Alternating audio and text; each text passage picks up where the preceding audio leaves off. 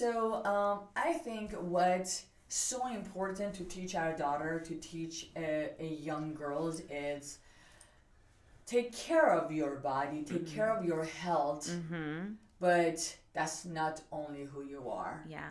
Yeah. You know, this doesn't define you. How No. you look doesn't define you. Make sure you're kind to yourself. Yeah. Start there. Then be kind to others. Value yourself and value others. Like study, go school, have your own Yes. business, have your own career. Like don't wait for people to come and choose you. Yeah. Because if you try to be pretty, because we come from culture that we think, oh, we need to take care of our looks so someone, a Prince Charming, can come and choose us. Oh my goodness, yeah. This is why we are stuck with our looks. Yeah.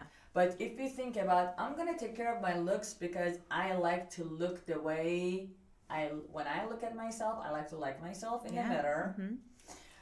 I want to do this for my career, so I'm not depending on anyone. I want to take care of my mental health because I want to feel happy in whatever I do. These are my hobbies.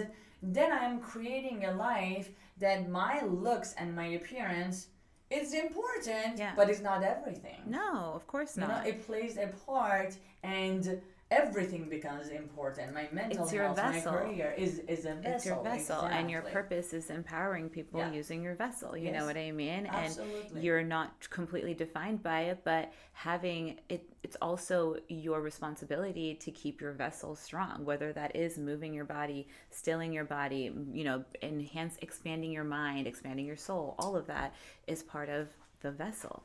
Yeah. Yeah. Beautiful. Yeah.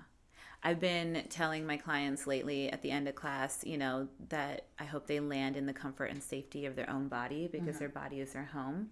Because I think that when we do move our bodies, or, you know, we all have such complicated relationships with our bodies. Doesn't matter where it happened, right? And when you're moving, when you're like really there, you know this, you've moved your body, like, and you're like up against that thing where can I do this last rep? Can I do this heavier rep? Can I finish this 30 seconds? You know what I mean? Like, that's really when you can show up for yourself, right? And so you go to war, and when you're done, I hope they land in peace, you know, and I hope they land at home, and I hope that the whole journey gets us back.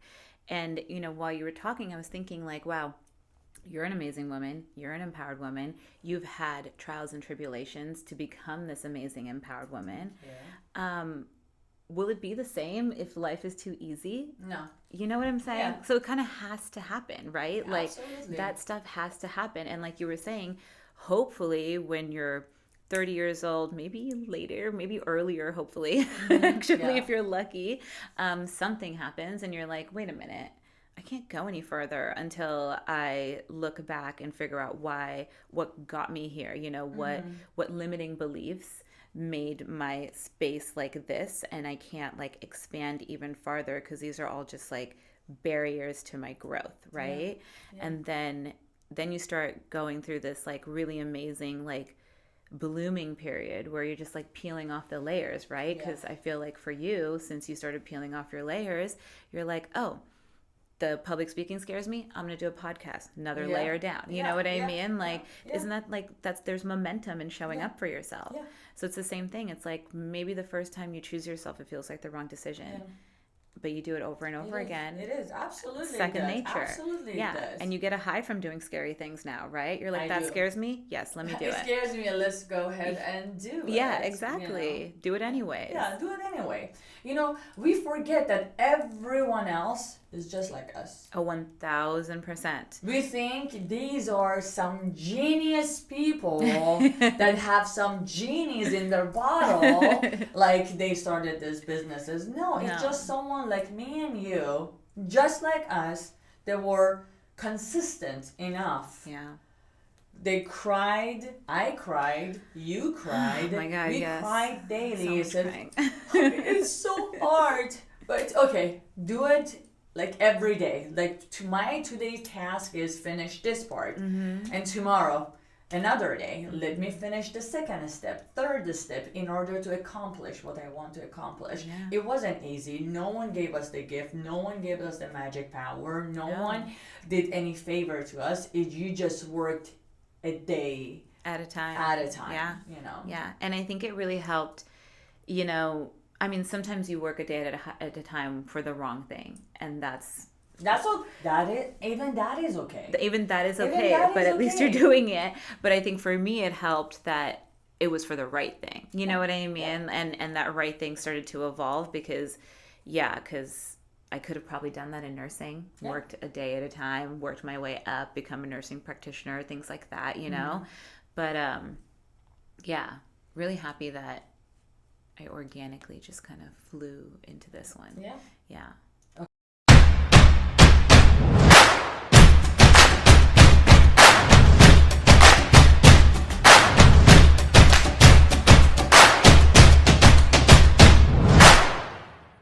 Question.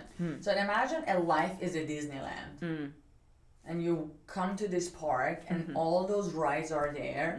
And you're gonna ask me which ride I'm gonna go on? Yeah, which ride you're gonna go on? Indiana Jones. Are you gonna go in only one ride? Are you gonna sit and people watch? Are you gonna go to all the rides? Some ride might scare you. I mean, how much time do I have? I would definitely get myself a churro. Everyone gets into the park. Everyone gets in the park, and everyone needs to leave the park at the end of the day. I would do everything. I would sit and people watch. I would take a moment to check in with myself. I would have a churro if I wanted to. I would hydrate because it's good for me. I would walk sometimes. I'd sit sometimes. Just everything. And that's life. Yeah, and that's life. Yeah. I think it's important allow ourselves to live. To go to all the rides, to go to all the emotion. It's okay to be sad. It's okay to cry. It's okay to fear. It's okay to go through the challenges. Allow yourself to live. Yeah. Allow yourself to live. Like, I feel like every time people ask me, like, how did you do it? I'm like, I go through so many shitty emotions on a yearly basis.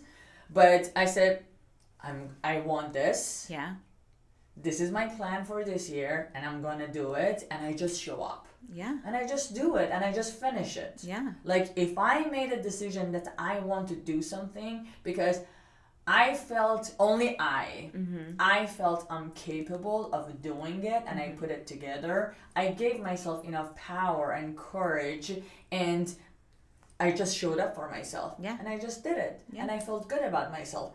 And I went through hell in order to put the whole thing together. And then there's power and momentum, right? Because then the next thing that you have to do, or the next idea, or the next scary thing, you look at it and you're like, well, I already did this other scary thing. Yeah. You know what I mean? Yeah. And I have that practice. And Everything I already know. Stronger. Yeah. And I already know that if things fall apart, I'll pick myself up, or it's all a learning experience at the end of the day, right? There's no right decision or wrong decision. It's just learning, and how willing you are to learn is at the end of the day the lesson. But yeah, I think that, there's power in momentum. That's the thing that I think is really, really important. Is just starting. Yeah. A lot of people are just afraid to start, or they think their time has passed by, or time is such a crazy thing. The time, it goes by. I was fortunate enough to meet so many powerful women that they started like multi-million or billion-dollar businesses. But the ages that they started at 38, 42, 45, and it's just like you started at 42 and you built this. That's what they need to talk about more. That's what I mean? Like, that's what more people need to know about. Like, that's the first time, like, you sharing that with me, I'm like, oh, fuck yeah. You know what I mean? Like, that's so cool to know. That is so cool. When I met, like, I don't want to call out on her name because I'm going to have an interview with her soon. I asked her, this empire, like, she's around 49, 50 years old. I'm like, this empire, when did you start? Yeah. She said, when I was around 38 years old. I was like, shocked. Wait, what? Like, what? Like, what? It's never late. No. It's never late. Don't think about. I meet so many people who says, oh my God, I'm 40 years old. I'm so old. And I'm like, don't say that. That makes me, I just turned 36 in January, and that makes me crazy because people are like, "Oh, you're 36. Like, what's that like?" And I'm like, "What do you mean? It's like any other year." I would trade with you. 36. I would trade. I'm just a little bit smarter than I was last year. Hopefully, a little bit more brave. No, but 36 is amazing. I want 36 now. I want it. Well, in the pandemic, it didn't count, so I've been telling people I'm 34. I'm like, wait, how old did I turn? It's like a whole big thing. 36 is one of the most perfect age. Is it really? It is. Oh my God, enjoy it. I mean, it feels like ever since I started really honestly doing the work, the like reflecting work, and I think this all kind of started maybe when I was around 32, 33, where I was like, okay, I know that there's a different version of me somewhere within me. I just need to get to her. You know what I mean? And it was just a lot about like making the right decisions and being around the right people and like finding myself, but like breaking apart everything I already knew. You know what I mean? So going to therapy, filtering through friends, even stopping hanging out with a whole group of friends that I was spending time with, not because there's anything wrong with them, but because it was not fulfilling me, you know? But a lot of those things that you are afraid to do, because again, you're told when you spend a long time with people in relationships, you know what I mean? It becomes your comfort zone. But like sometimes stepping out of your comfort zone is stepping into your power, you know? And like knowing that can happen in so many different facets of your life, you know what I mean? That, yeah, I don't even know where I was going with that, but the most amazing thing that's happened is my 30s. The last like 3 years of my 30s has just been like the onion keeps peeling back. And and more things are not like, oh, it's scary, I shouldn't do that. It's like, oh, it's scary. That version of me that I'm trying to figure out, that powerful one, it's on the other side of this. Yeah. I like that.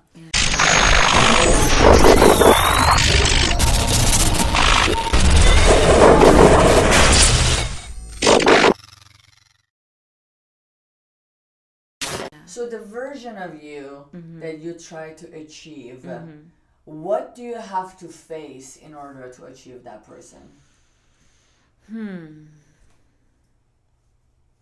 I guess more challenges. But I think that these days it evolves, right? Like this version of me is a whole lot more at peace with herself. But in some ways maybe a little too comfortable in that peace that I think the next 6 months of my year, my intention is to kind of shake things up and try like newer things and step myself out of this like peace bubble, because I've kind of put myself in this space where I'm like, okay, no, I don't want to be around these people. I don't want to do this. I don't want to do that. But maybe that's limited me as well. So maybe forcing myself out of like my peace space might be, and that's just me personally. But again, everyone has different comfort zones, you know what I mean? And I think that one comfort zone, breaking out of that, has put me into another comfort zone, and now I have to break out of this one, you know? Sure. Yeah, for sure. Because every comfort zone, like you, in order for you to grow, you need to be uncomfortable. You need to be uncomfortable. Yeah, like you have to embrace the discomfort. Absolutely, because you are facing all new obstacles that you never faced before. So you're going to a new set of uncomfortable condition. Now you face them, you become comfortable with them again. Now you need to grow. You need to be uncomfortable again. So every time, every year, every process, it comes with own sets of being uncomfortable. No mud, no lotus. And every time you get to a point, you see that like you get closer, right? Like it's almost like, oh gosh, I wish I could like, it's like there's like film between me and the version of me that I was always supposed to be before all the things happen, right? Like my belief is that we come into this world, this like beautiful ball of light. And I know that sounds really silly and whatever spiritual, but I am a spiritual person. So I have to just define it that way. And then as these like balls of light, we go through life, and we collect dust, right? And dust is trauma, and dust becomes barriers, dust becomes walls, dust becomes just things that keep us from shining our light, right? And then you hit a point where you're like, oh my gosh, I'm stuck in this thing where I'm this shining light, but I can't get out. But you know that there's something on the other end. And that's when the stepping out of your comfort zone happens. And that's when breaking down the barriers happens. And barriers can be anything. Barriers can be public speaking. Barriers can be eating healthy because comfort is your food. You know what I mean? Like, so, but we are our own medicine. So we have to figure out what ailed us in the first place in order to heal ourselves. So that's different for you, that's different for me, and that all starts with self-awareness. You know what I mean? And I think women we are already predisposed to have an instinct, an intuition. We need to slow down and listen to ourselves because we have our answers. We just get caught up in everybody else's everything. How did you start believing in yourself? How did it start? You know, I'm so lucky that I've always had a mom who's believed in me. And she's been amazing. And really, like I said, like the reflection of the studio, my clients and my team, like when the first person came up to me and was like, gosh, you're so inspiring. I was like, me? Why? Like, I just teach Pilates, you know what I mean? Or Fit Lattes now, because it was Pilates when I first opened. You know, just, I guess, constantly seeing myself through other people's eyes and being like, wow, they see a totally different version of me. They see someone who's confident, who's fearless, who's comfortable, and they have no idea. In the back of my mind, the conversation is not okay, but then one day I was like, well, what if that conversation wasn't that way anymore? You know what I mean? Like, what if I was just that person that everybody else saw me to be? And so more and more I started to like create her and like visualize her, and then little by little start to show up as her. So like so like the version of me that you met, what was it, maybe like a year and a half ago? So different. I was still so scared walking into Legion every day, all these men working out, you know what I mean? Like it's a totally different environment and atmosphere than my fitness studio with all the girls. Even that was stepping out of my comfort zone. But I really like what you said, like showing up as what you wanted. Yeah, you do it. Of course, you like what I said. Yeah. You're a pro.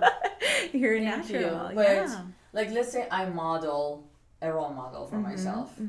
First, I need to see her, and then I need to show up as her, and then show up as her so many times until I'm her. Abracadabra. Right? Yeah.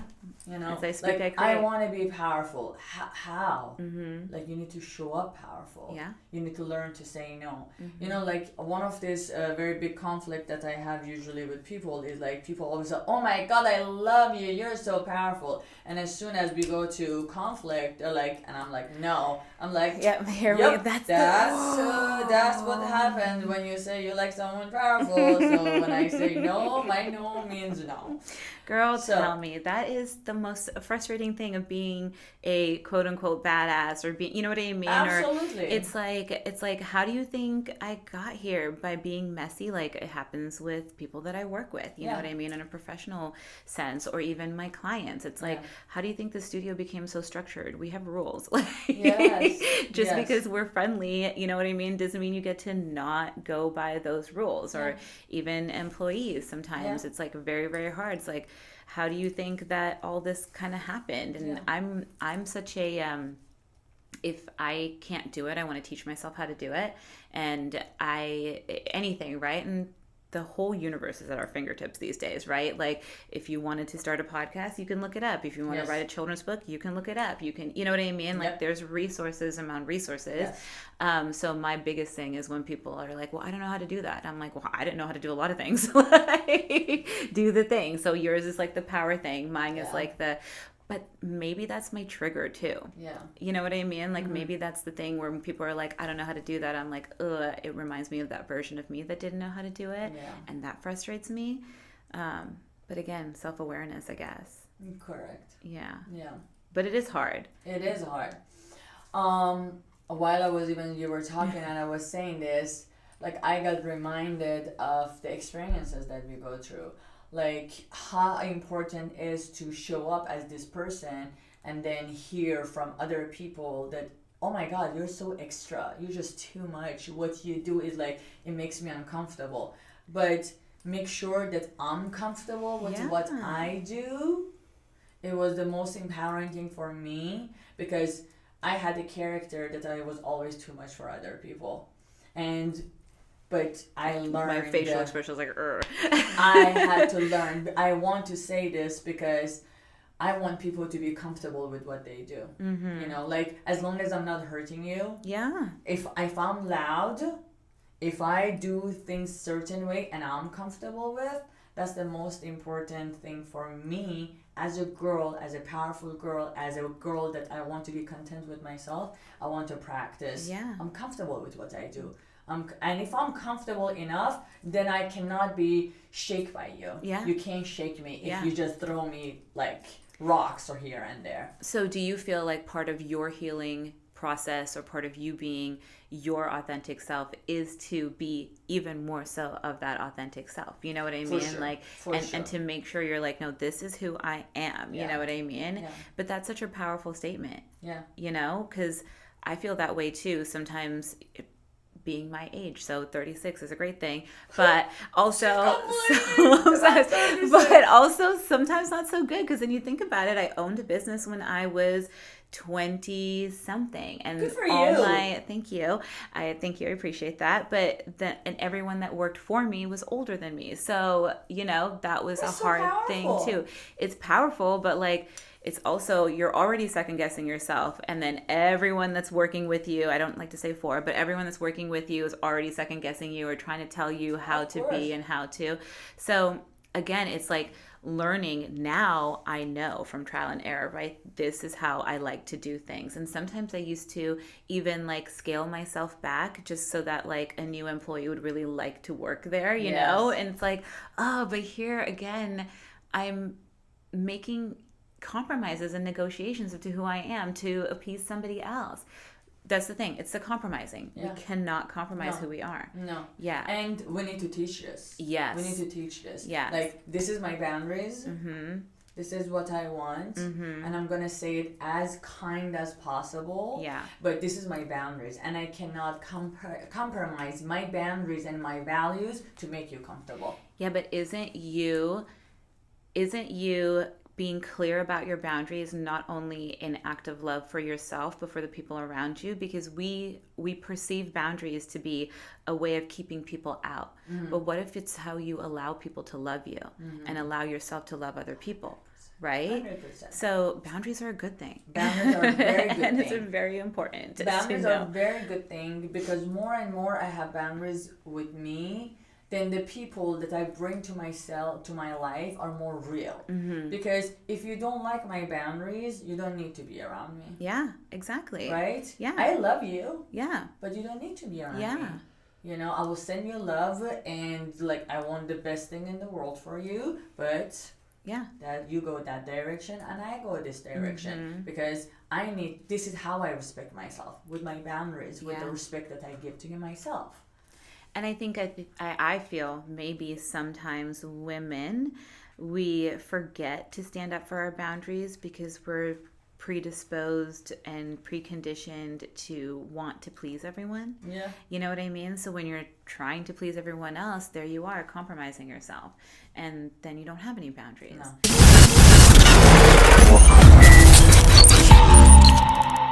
Like, literally, I was like, a couple of weeks ago, I was dancing and someone told me, oh my god, you dance too much, you're too extra. Did you take your shirt off and dance even bigger? Just wait and see. It was like, wait a minute, we've still got a couple more hours and the bottle hasn't even gotten here yet. I'm just warming up. The crazy Helen needs to come out. Like, this is my warm-up round. It literally went whole next level. Okay, one second. I'm going to look at a couple of other things.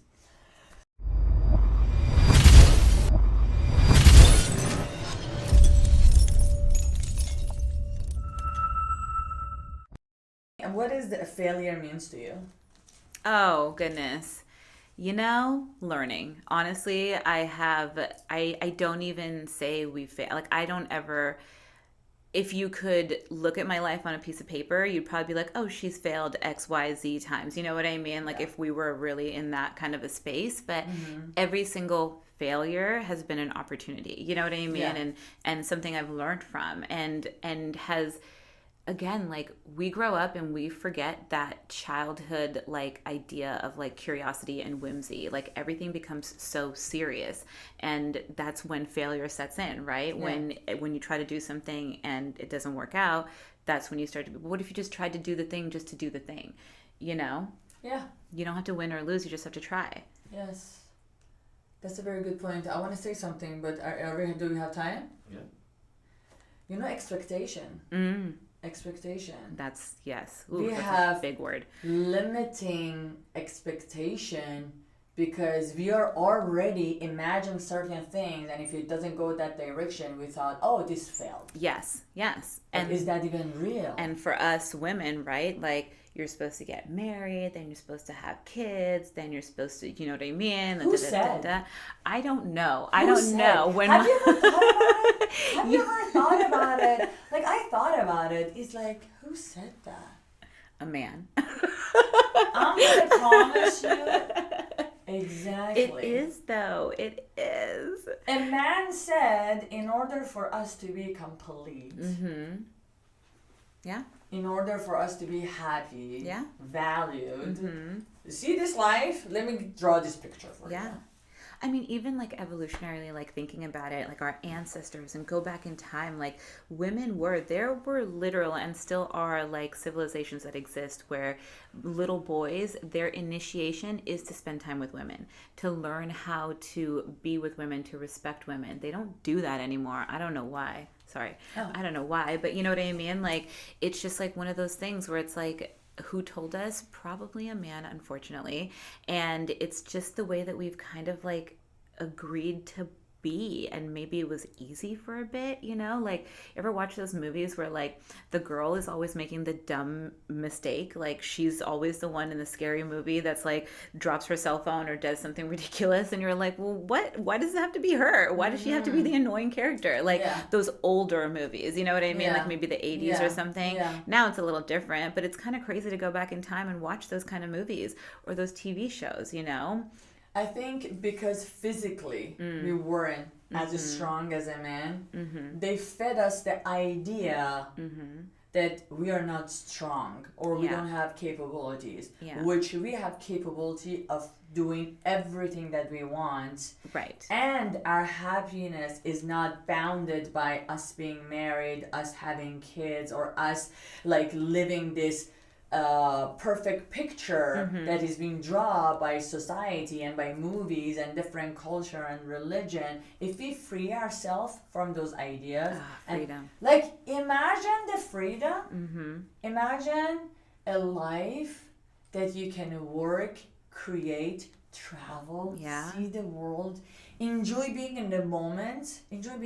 Like sitting and enjoying a coconut. Oh my God, yes, the coconut, the fresh coconut water. Yes. And then look at the sea and then go back to work. Like, there's no expectation from a life, from this like pre-picture life that is being created and fed to us. We're not going to expect anything while we're doing whatever we are planning to do. Then we're not going to feel like we failed. Yeah. I mean, somewhere along the way, right? Like, it just happened, right? Like, I'm like thinking about it and I'm trying to like go back in time, because it didn't just happen to us in this generation. For sure. You know what I mean? It's a build up, right? It's like can date all the way back in time to when the female male balance just kind of flipped over, and then it was like, oh, well, let's just have our wives in the suburban all by themselves, and then we take the train to work. Like, that's like the Mad Men era, right? Where they would have like a family at home with their wives, and then they go into the city and they do their work from 9 to 5 and whatever in the evenings, like, and then one day maybe one of those suburban moms was like, well, F this, I want to be in the city too. So then we start to crawl out of our like, but again, maybe that's part of the evolution of the divine feminine. Like maybe we're supposed to get this and then break through, because there's so many more women these days.